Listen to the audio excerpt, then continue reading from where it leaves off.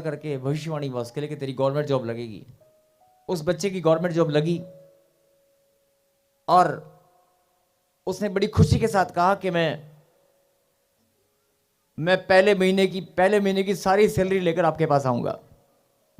तो मैंने उसे कहा पहले महीने की सैलरी मत लाइयो, तू हर महीने दशमांश लेके आना।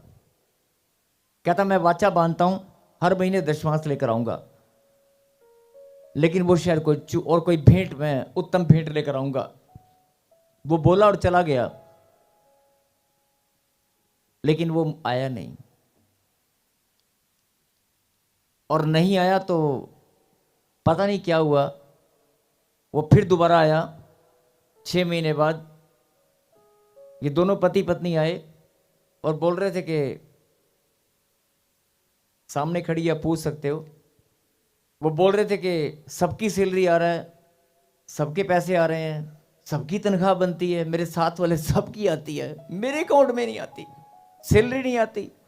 और जो डिपार्टमेंट सैलरी डालता है वो कहता है हमारी तरफ से तो पैकेज बन के हम डालते हैं, पता नहीं क्या हो रहा है, आपका पैसा रिलीज नहीं होता, मतलब पता नहीं क्या हो रहा है।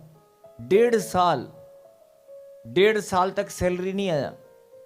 वो घर से पैसे मंगाकर, पूछ लो क्यों बेटे, घर से पैसे मंगाता था कि नहीं? Yes papa. घर से पैसे मंगा कर खर्चा करता था। घर वाले भी क्या बोलने लगे, अबे तू सच में नौकरी लगी भी है कि झूठ है?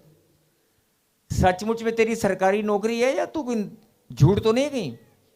सरकारी नौकरी वाले घर से पैसा थोड़ी मंगाते हैं।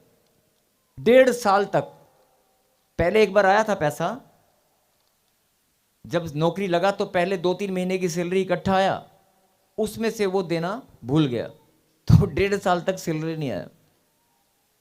फिर उसने यहां पर आकर प्रार्थना किया, तो मैंने भविष्यवाणी किया, मैं कहा जा तेरी सैलरी सब पैसे सब आएंगे, लेकिन अब की बार गलती मत करना।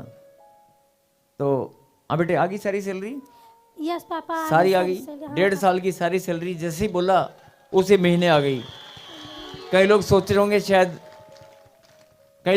शायद जिसको शंका करने की आदत होती है वो शंका करते हैं, लेकिन ये सच्चाई है कि 1.5 साल तक, पहले 3 महीने की सैलरी है तो होता है ना, 3 महीने की सैलरी इकट्ठा हो तो देते हुए थोड़ा मन दुखता है, या हो सकता है कोई मजबूरी रही होगी, लेकिन उसने दिया नहीं। तो 1.5 साल तक सैलरी नहीं आया, हैरान हो गया। और अब 1.5 साल, जैसी ही भविष्यवाणी हुआ, दोबारा से पश्चाताप किया, मन फिराया कि नहीं परमेश्वर, मैं अपनी वाचा को नहीं तोड़ूंगा। तो वो 1.5 साल की सैलरी भी आ गई और भी कुछ काफ़ी सारे पैसे आए भाई के पास। फिर वो भेंट भी लेकर आया, प्रभु उसको आशीष दे, लेकिन उसने सच्चे मन से वाचा बांधी है कि मैं कभी दशमांश की चोरी नहीं करूंगा।